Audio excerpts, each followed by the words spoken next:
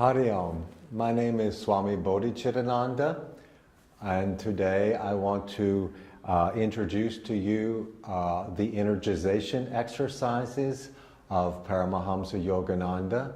There are in all 39 exercises.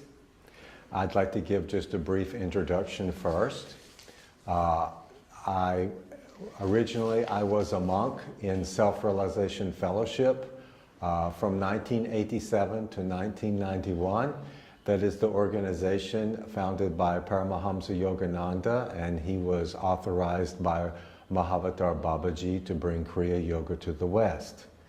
Later I came to India because I saw a photo of Swami Chitananda, the successor in Swami Shivananda's organization, successor of Swami Shivananda. He became the president, and I recognized him in the photo. So the head of Self-Realization Fellowship, Sri Dayamata, sent me to India, told me I should go meet him, and then I became a monk in Shivananda ashrams in Rishikesh.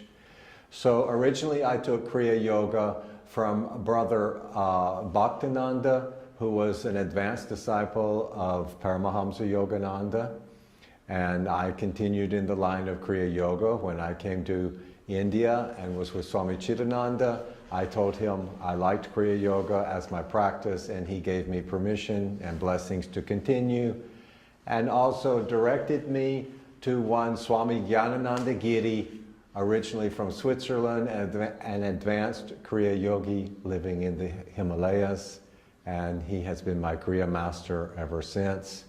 Eventually I became a Swami, initiated in the Dasnami order of Swamis by Swami Chitananda in Divine Life Society, Shivananda Ashram, Rishikesh. So I'll talk a little bit about Yogananda and his energization exercises. Yogananda came to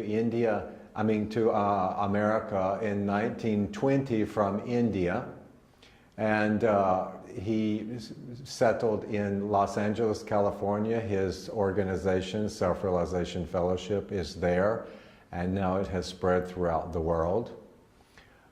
When he came, he had already been exposed much to physical culture by his brother Vishnu Ghosh, whose teachings later developed Bikram Yoga in the West.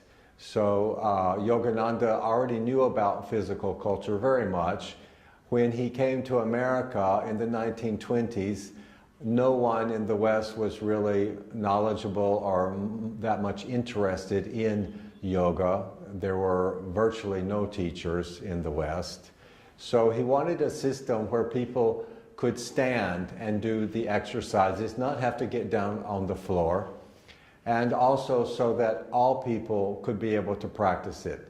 Not everyone can practice Hatha Yoga, all the asanas, like elderly people or sick people, or sometimes people who are just not flexible. And also it's not suitable to the working environment of the West with offices and workplace. The energization exercises can be practiced by anyone and virtually anywhere, because they're all done standing, and they don't overexert in any way. I will also say that Yogananda and Swami Shivananda had a very unique relationship. When I came to India and spoke to the senior Swamis of the Divine Life Society, direct disciples of Swami Shivananda, they told me that Yogananda and Swami Shivananda used to regularly correspond together. And they said that Yogananda was the only one of these great masters that Swami Shivananda had regular correspondence with. Also, Sri Dayamata loved Swami Shivananda very much. Sri Dayamata was the president after Rajarsi Janakananda, the first president after Yogananda. And she came to India, I think it was 1961, it was in the early 60s. She came to Rishikesh and had darshan of Swami Shivananda in Rishikesh. And whenever Swami Chidananda would go to the West, go to America, he would always stop at Self-Realization Fellowship headquarters and visit Sri Dayamata. They were very close. And all of the monks of Self-Realization Fellowship had great respect for Swami Chidananda. And the same goes for those of the Divine Life Society towards Self-Realization Fellowship. So Yogananda developed these exercises as a way to bring more prana into the system. One of the main features of Kriya Yoga is that it brings a lot of prana into our system and internalizes the mind to be able to go into deep meditation. It is what we call, Kriya Yoga is what we call a Raja Yoga form of pranayama. Hatha Yoga uses the physical manipulation of the breath, such as Nadi Shuddhana, Anuloma Viloma, for forcing the prana in the Sushumna to bring the consciousness up into the higher centers. In Raja Yoga Pranayama, we use the mind, the awareness on the prana to follow the prana. And by doing that, the prana naturally starts to stabilize and enter the Sushumna and move in harmonious ways throughout the body. The prana is, Yogananda said that the prana and the breath is connected to the heart and connected to the mind. So once we place the awareness on either the breath or on the mind to stabilize the mind, the others automatically slow down. So if we place our awareness on the breath or gain control of the prana starts to stabilize and slow down. The heart starts to slow down, and the mind slows down. So it's like we're going into the back door using the breath and the prana that supports the breath to gain control of the mind. This is the secret of Kriya Yoga and why Kriya Yoga is so powerful. So in the energization exercises, they're not actually Kriya Yoga, but they're exercises to get one ready to practice Kriya Yoga in sitting posture. So when we do the energization exercises, mostly we're tensing and relaxing various body parts and trying to visualize the prana coming in at the medulla oblongata. Yogananda says that in the Bible, it's talked about the mouth of God. He says this is the mouth of God where the life force comes in. And when we tense and relax a body part, we try to visualize the prana and feel the prana coming in through the medulla oblongata and directing it towards body parts. By doing this, we can gain great mastery over the prana and direct it to various body parts. Eventually, when you do this, you won't even have to do the exercises. If, for example, you're having a fever or lying in a bed, or just doing savasana, you can mentally direct the prana to various body parts for healing and relaxation. So in the exercises, when we're directing the prana and tensing the body part, whichever body part it is, we do it from low tension, medium tension, high tension and hold, vibrating the tension, and really putting the awareness inside that body part. And then medium, low, relax. The prana moves largely with the mind. Wherever the mind and the awareness goes, the prana will naturally go there. So it's a very powerful way to direct healing to any body part and to bring relaxation and remove any blockages in that body part. So Yogananda suggested we always start with a prayer. We always want to bring devotion into any practice we do in Kriya Yoga or in any of the practices that come from India, the dharmic and yogic practices of India. Devotion is the foundation to give life and energy to any of those practices so that they don't just become mechanical practices. So I'm going to stand and start with the energization exercises, and first a prayer.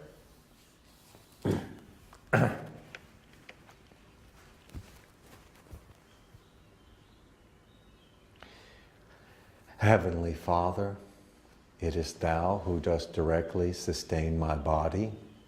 Awaken within me conscious will, conscious health, conscious vitality. O eternal youth of body and mind, abide in me forever and forever.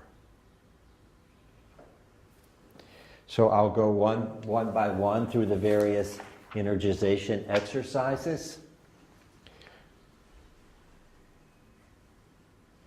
The first one is double breathing with tension. Now, double breathing is a method of breathing that Yogananda came up with, where we have one short inhalation and one long, a double short and then a long inhalation like this. Usually then we bring the prana here and look here in Shambhavi Mudra, and then and it has been proven through experiments at University of California at Los Angeles that this brings a lot more oxygen into the lungs and expels more dead air from the lungs. So it's a very powerful breathing practice. So many of these exercises we will be doing the double breathing, although not all of the exercises require any direct awareness or manipulation of the breath. So the first one is double breathing with tension. It's like this.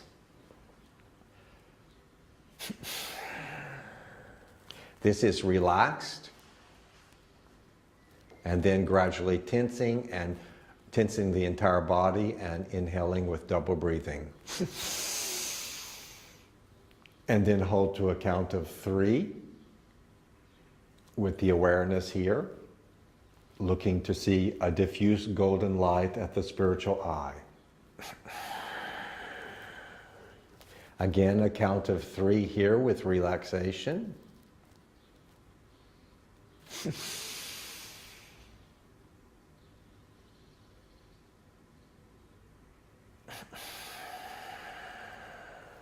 Again, 3 here, relaxed.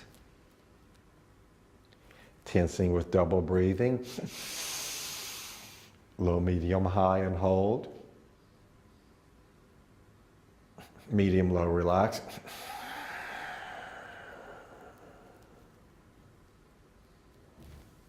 And relax. So most of the exercises we do 3 to 5 times. Once you get used to the exercises, you can do them in 15 to 20 minutes. It is said you can do them in 15 minutes eventually. And it's recommended you do them twice a day, especially before meditation. But you can do them anytime and anywhere. I do them on airplanes. I do them sometimes standing in the line at the post office. Wherever you are, you're able to do certain of these exercises without anybody noticing. The next one is calf recharging or leg recharging. Shift your weight to the right foot, lift the left leg, and as you bring the left leg forward, the lower leg, you're tensing it, and then when it comes to the front, you relax and relax back. Tense, relax. Tense, relax. Tense, relax. Other side. Tense, relax. Tense, relax. Tense forward, and when you come to the front, relax and relax back. Okay.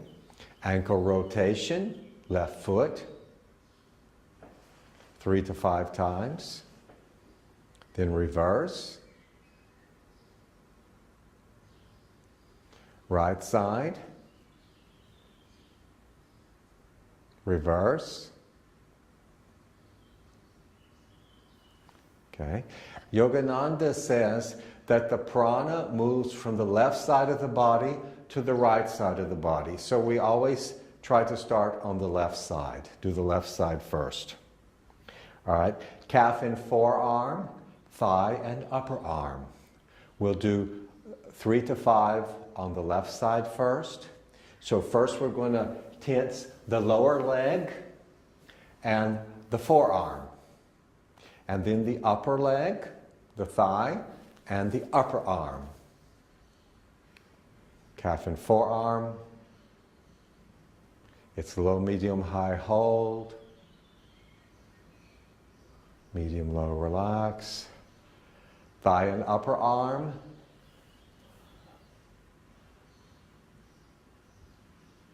Medium, low, relax. Calf and forearm. It's good to learn to isolate the body parts at will and direct the awareness there.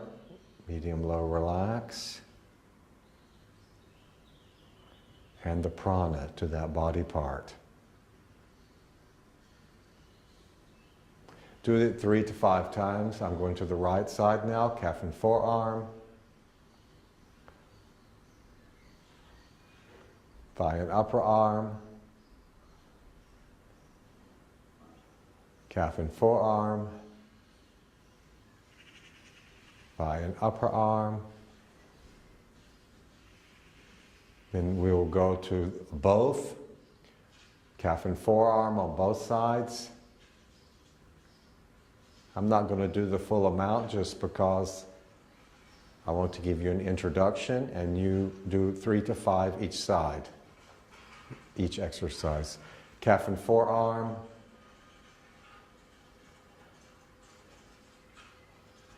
Thigh and upper arm. Okay, the 5th exercise is called chest and buttocks. So we're going to tense the the buttocks and the chest and buttocks. First the left side, chest and buttocks, right,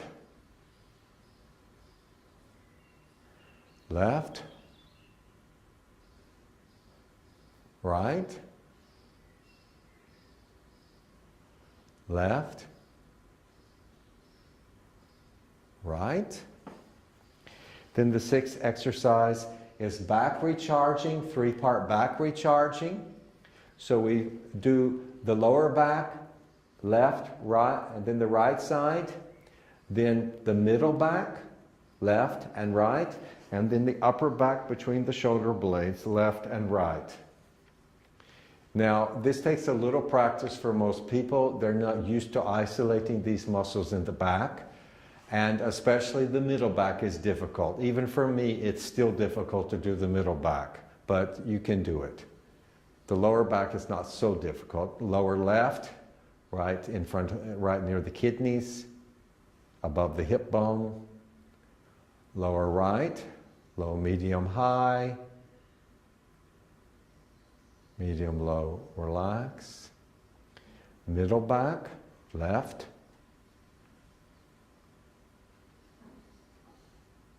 Right. Upper back between the shoulder blades, left. Right. You can do it 3 times total if you like. This one's number 7, shoulder rotation. Now, it's from the shoulders, not the elbows. So it's not like this, it's like this. You're really working the shoulders.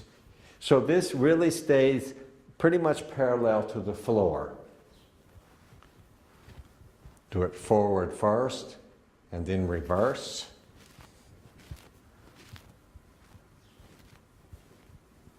Okay, do it 3 to 5 times in each direction. Then throat recharging. So first we're tensing the front of the throat. Then we do the left, and then we do the right. Right, left front, The front, the left front, and the right front. Front, low, medium, high.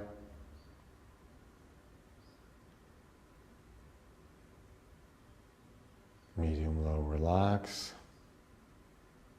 Left side.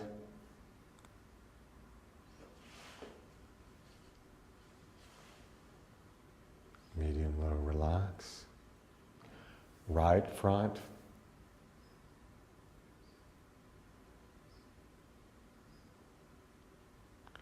And once again, you do it 3 to 5 times. Okay, now we're doing neck recharging. We drop the chin in relaxation drop the head to the chin, to the chest, chin to the chest in relaxation. Then as we come up, we're tensing the neck. When you get to the top, relax it and drop again. Tense, relax and drop. Tense, relax and drop. Okay, neck rotation. We do small circles and we keep a little bit of tension to give support to the neck. The neck is very delicate, so you want to be careful with your neck. So it's first small circles with a little bit of tension. Reverse.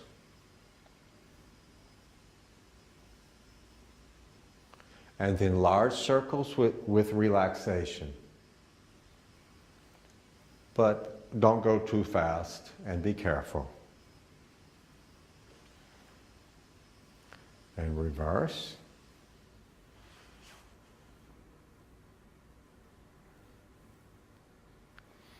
All right, then we do number 11 is spinal recharging. This one's a little difficult for a lot of people, especially in the beginning, and it takes a little coordination of the mind and the body at first, because you're twisting the lower body to one direction and you're using your foot to push, and the other body, upper part of the body, to the other direction, like this.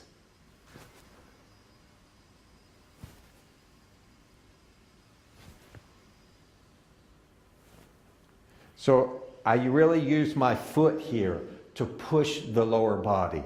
Some people want to do this, but really I get a lot of pressure here using my foot.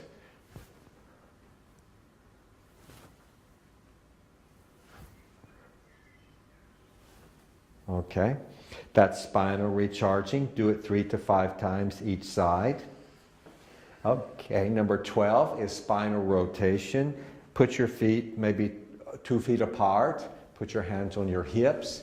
Try to keep the hips stationary. You're moving the upper body. You're not moving the hips so much. So it's like this.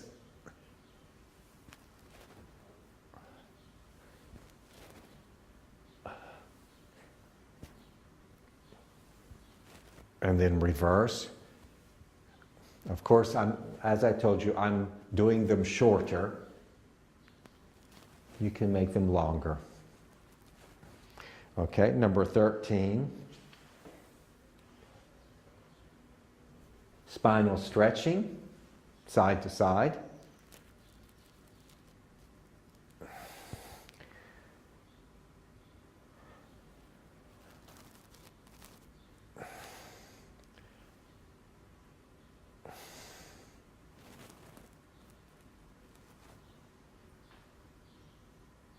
Like that.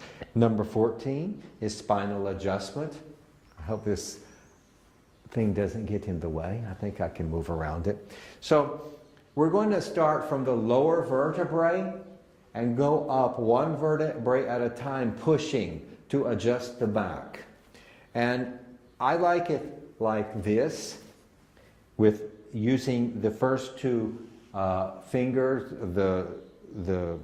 it's not the knuckle, it's these, what do you call that? Well, that's a knuckle, but kind of like the knuckle. It's the finger joint, to push it like this. You can also do it like this if you want, but the main point is to bring the hands right together on the vertebrae on each side of the spine and push right there on the side of the spine to help adjust the vertebrae. And when you do it, so you're starting at the lower back, you're bending forward, and then you're going up on your toes and pushing. So you got to get up on your toes like that. And I just heard my vertebrae go. Second vertebrae. You go one at a time.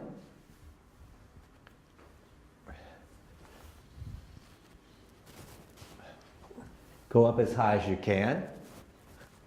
I've never seen anybody could go to their neck, but go as high as you can.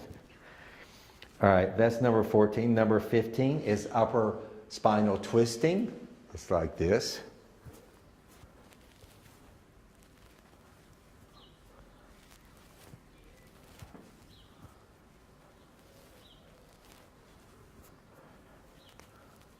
Like that.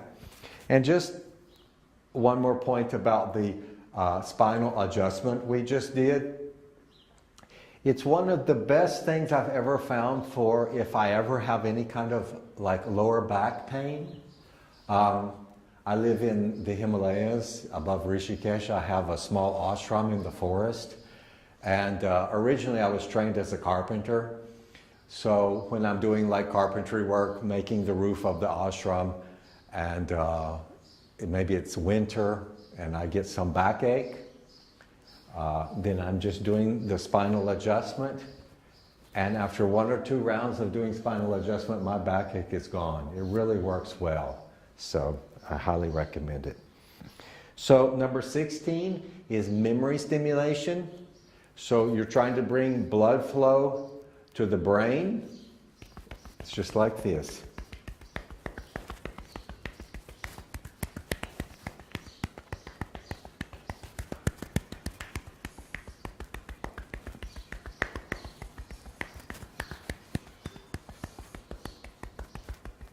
And then scalp massage, using the fingertips to massage the scalp in a circular motion.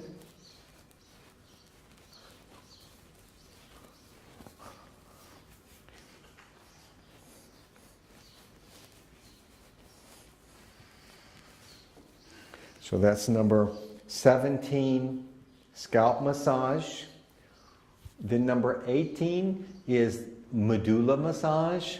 We use mainly the 3 fingers of each hand to massage the medulla oblongata in a circular fashion. Then reverse the direction.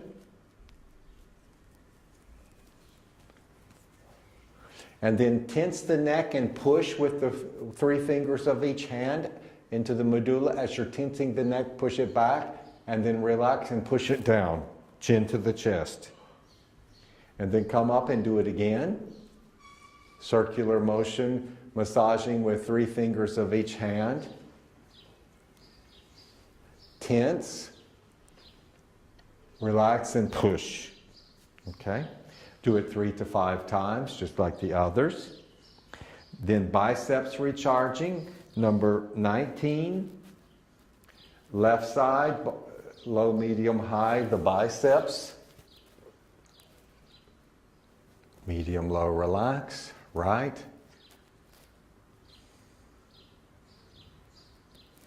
Left. Right. Left. Right. Okay. Number 20. Now number 20, you can say is the most important exercise of all of them. And if you only did one exercise, you would do number 20. It's 4-part body recharging, where we're tensing the entire body. And it's in 4 different parts.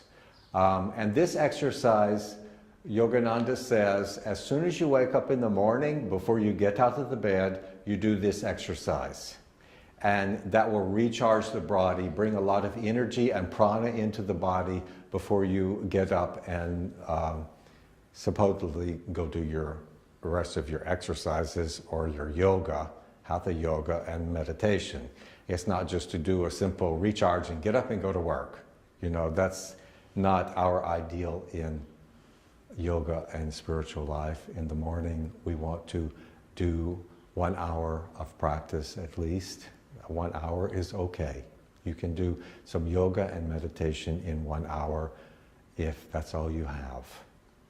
So 4-part body recharging is like the first part is double breathing and tensing the entire body from low, medium to high, and then as you double breathe, visualize and feel the prana coming up the spine to the spiritual eye, and then hold the breath there, tensing the body for as long as you're comfortable. Always try to see a diffuse golden light at the spiritual eye. This is the key to Kriya Yoga, is this chakra, the Agya chakra, and the spiritual light. The Agya chakra is the point from the first manifestation of duality. This is non-duality. This is Brahman. This is Ishvara, the first level of manifestation of the universe and of us. So this is the point where we most easily gain access in spiritual practice to the non-dual experience of being of that I am. All right, so we're going to tense, inhale with double breathing, bring the prana to here, and look here and hold. And then when we exhale with double breathing through the nose, we release the tension, medium, low, relax. So like this.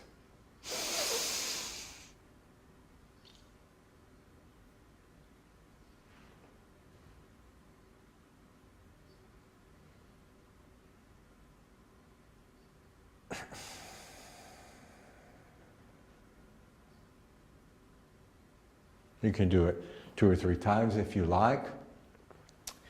Then the next part, when we inhale, we're going to go one part of the body at a time, 20-part body recharging.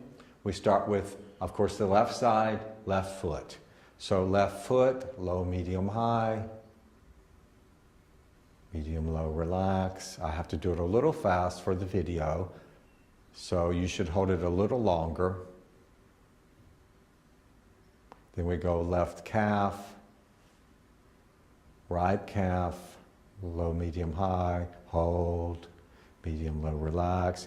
Make sure you put your awareness inside the body part and explore it and feel the prana moving to that body part. It's very important. Left thigh, then the right, then the left buttock, the right, lower abdomen, middle, upper, left hand. I'm doing it very quickly, just for demonstration. Right hand, left forearm, always low, medium, high, hold, put the awareness, medium, low, relax. Right forearm,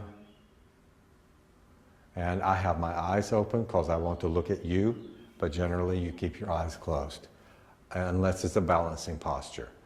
Left upper arm, right, left shoulder, right, front of neck. First you do left of neck, right of neck, front, and back. And then parts 3 and 4 of this whole exercise is part 3 is inhaling with double breathing and starting from the left foot to the right, going up until all of the body parts are tensed and holding the breath here, like we did before, but this time it's in a wave of tension until the entire body is tensed, like this.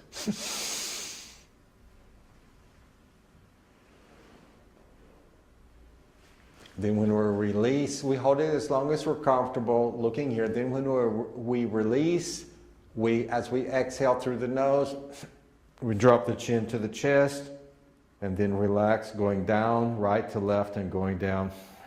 Complete the exhalation.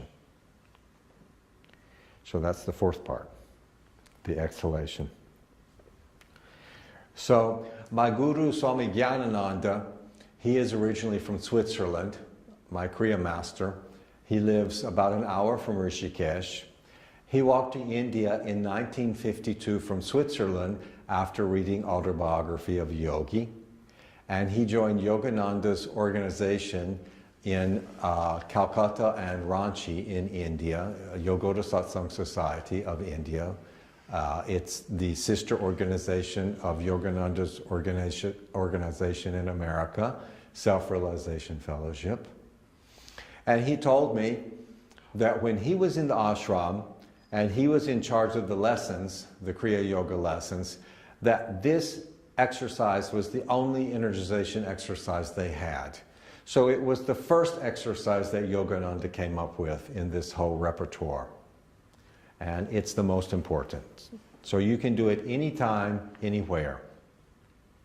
So you can do it lying down, like if you're doing Hatha Yoga and you're in Savasana, that's also a good time to do the energization exercise, to the 20-part body recharging and the 4-part body recharging, number 20, so that you can completely relax the body to go fully into Savasana and even doing Yoga Nidra. It's a good way to start Yoga Nidra.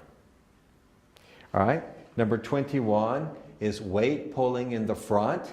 So we tense going up, low, medium, high, and tense, and then relax, and then tense going down, and relax.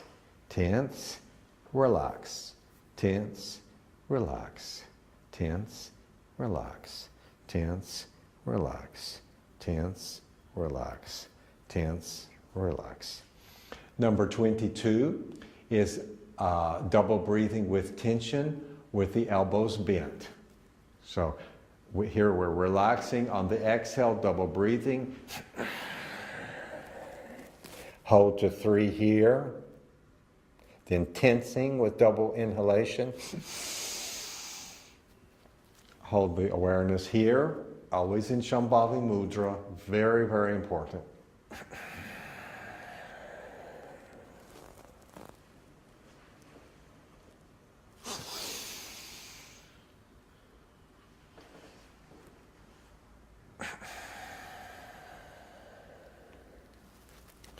So I only did it twice, do it 3 to 5 times. Like I said, I'm trying to keep it shorter for the video.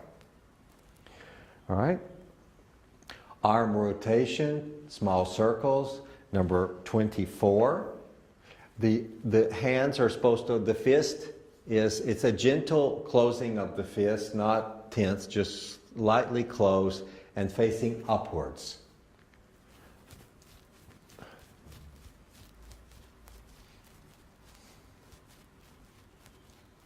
Reverse.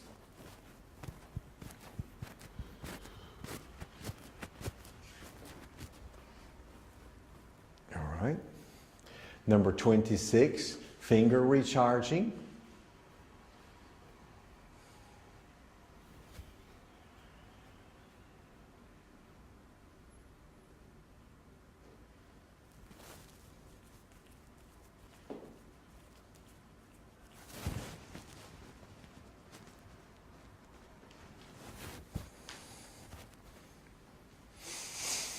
Number 27, 4-part arm recharging. Tense, relax. Tense, relax.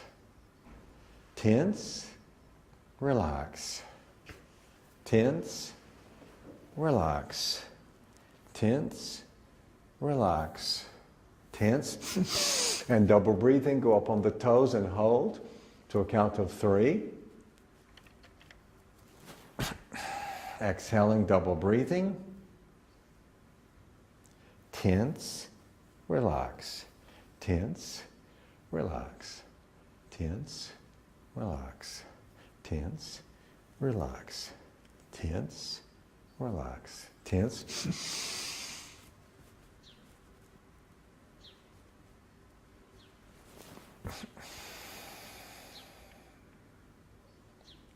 Single arm raises with double breathing and tension. Tense going up and relax going down.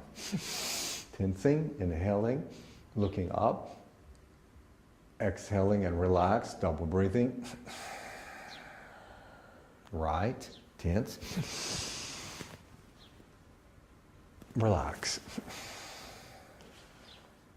It's a medium, low, relax. So you're relaxing as you're coming down, and you're tensing gradually as you're going up.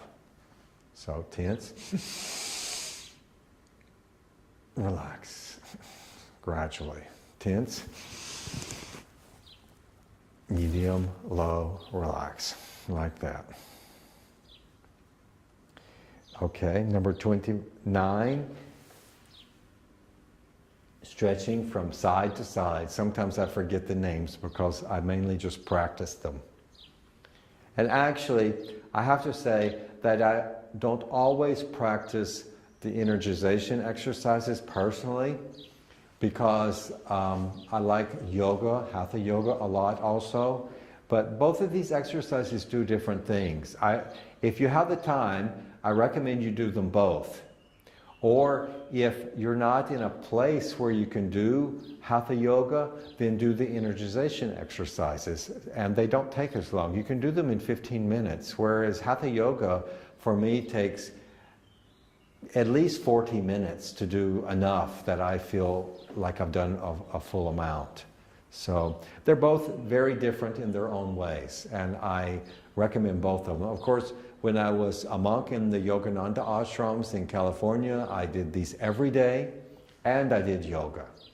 But we averaged, as monks there, we averaged about 4.5 hours of meditation a day, because we had 2 private meditations a day and 3 group meditations a day.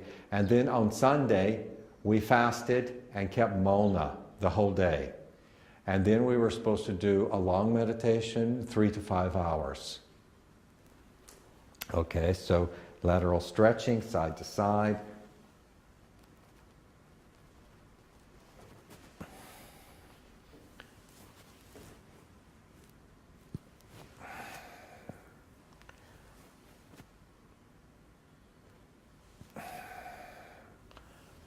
Like that. And once I came to India, I found India so supportive of spiritual life that you don't have to meditate as much, because the whole culture is tending to help you in your spiritual life and your spiritual practice. The cultural unconscious is so programmed by Dharma that it just automatically starts going into the back of your mind and becomes part of your being. So it's much easier to go directly to pure self or pure God awareness when you sit to meditate. I feel in India, especially in the Himalayas and around Rishikesh and other holy places. Whereas in the West, there's so much consumerism and more materialism, and the culture is promoting more of a consumer type of culture. So you have to work a little harder to remember your own self, remember who you are and what you're doing in this life. So you may need to do more practice in the West. All right?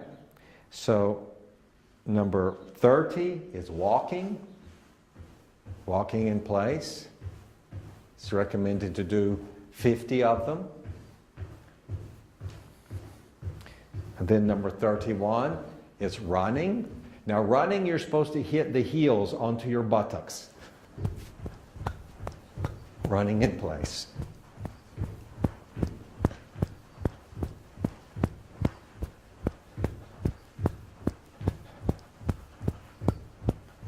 And walking, you should get your knees up a little bit, actually. Okay. Number 32 is fencing. Now fencing is when it's the opposite arm and hand forward, arm and leg forward. So I'm like exhaling. Now this whole side is tense. The left arm and left leg I'm tensing. Then relaxing and tensing. This is tense. Left side tense.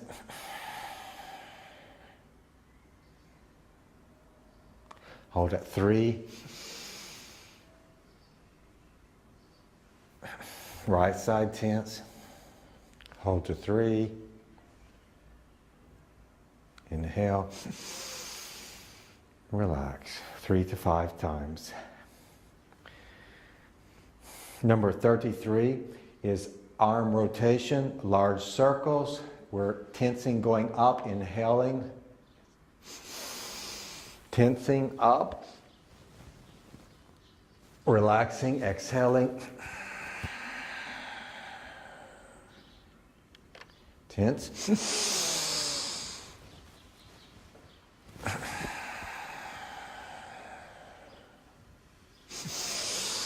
Of course, this low, medium, high, and hold, and medium, low, relax, and then reverse.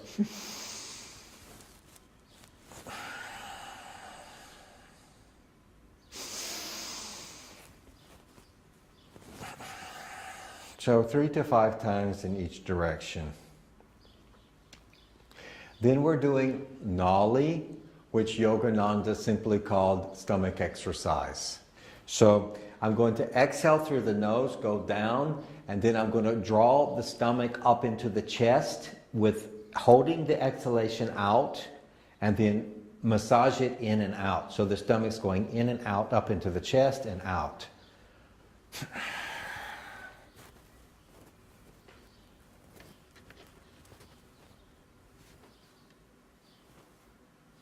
So I'm pulling it up and out.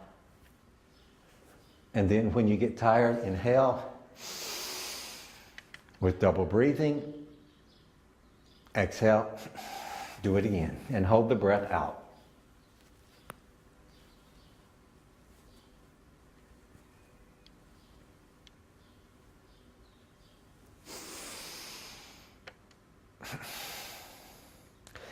And then for 35, 36, and 37, Yogananda repeated the first 3 exercises.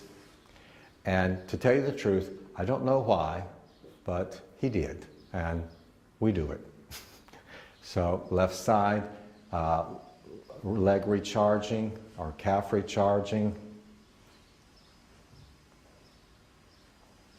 3 to 5 times, right.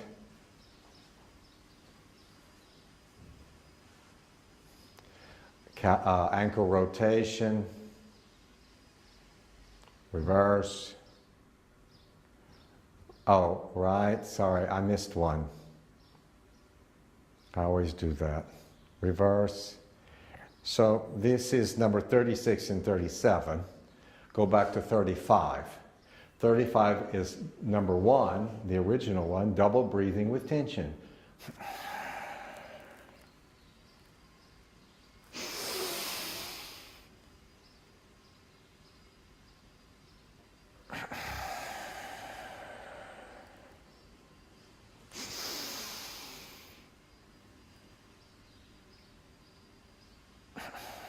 Again, 3 to 5 times, then do the leg recharging, both sides, and then the ankle rotation. And then it's leg rotation, large circles with relaxation. So the leg is completely relaxed because you're kind of wanting to release the hip. Really relax the hip and release it. And reverse, you can put your hands on your hips. Then the other side.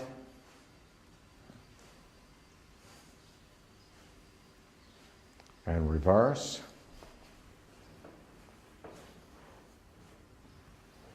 And relax. And the last exercise is double breathing with relaxation. So it's like this. You're inhaling with double breathing, relaxing, drawing the prana up and holding here for a count of 3. Exhaling. It's completely relaxed. There's no tension.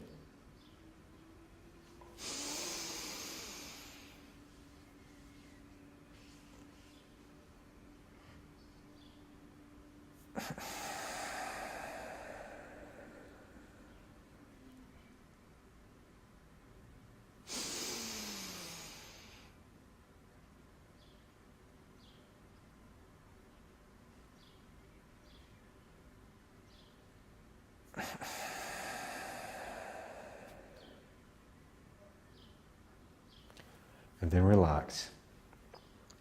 So here they're listed as 39 exercises, and sometimes it's listed as 38 because they combine number 36 and 37 as one exercise because you're repeating from before.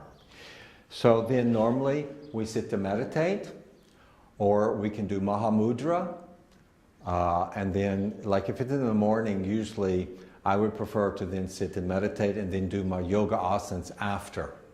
If it's in the afternoon, I like to do my yoga asanas first and then sit and meditate. But we like to meditate twice a day or more. And we would like, we hope the next video we can do on how to sit for meditation, how to actually sit, different postures, and creating the right environment to begin a meditation practice. Thank you. That was the Yogananda exercises, energization exercises. I'm Swami Bodhichitananda, and I teach regularly at Yoga Vidya in different places. You can go to the Yoga Vidya website. I teach many different kinds of seminars about mind control. I'm authorized to give Kriya Yoga initiation and to teach Kriya Yoga. I teach subjects in Raj Yoga and Hatha Yoga and yoga symbolism, mythology, integral philosophy, and the practice of big mind, which is a very powerful practice to experience directly within a short time the non-dual nature of our own self, of the ground being of all that is. Thank you very much. Om. Hari Om.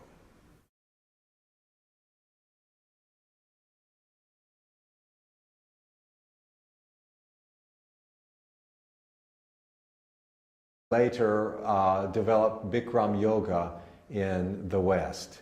So Yogananda already knew about physical culture very much. When he came to America in the 1920s, no one in the West was really knowledgeable or that much interested in yoga. There were virtually no teachers in the West. So he wanted a system where people could stand and do the exercises, not have to get down on the floor, and also so that all people could be able to practice it. Not everyone can practice Hatha Yoga, all the asanas, like elderly people or sick people, or sometimes people who are just not flexible. And also it's not suitable to the working environment of the West with offices and workplace. The energization exercises can be practiced by anyone and virtually anywhere because they're all done standing and they don't overexert in any way. I will also say that Yogananda and Swami Shivananda had a very unique relationship. When I came to India and spoke to the senior Swamis of the Divine Life Society, Hari Om, my name is Swami Bodhichitananda, and today I want to introduce to you the energization exercises of Paramahamsa Yogananda. There are in all 39 exercises. I'd like to give just a brief introduction first. Originally I was a monk in Self-Realization Fellowship from 1987 to 1991. That is the organization founded by Paramahamsa Yogananda, and he was authorized by Mahavatar Babaji to bring Kriya Yoga to the West.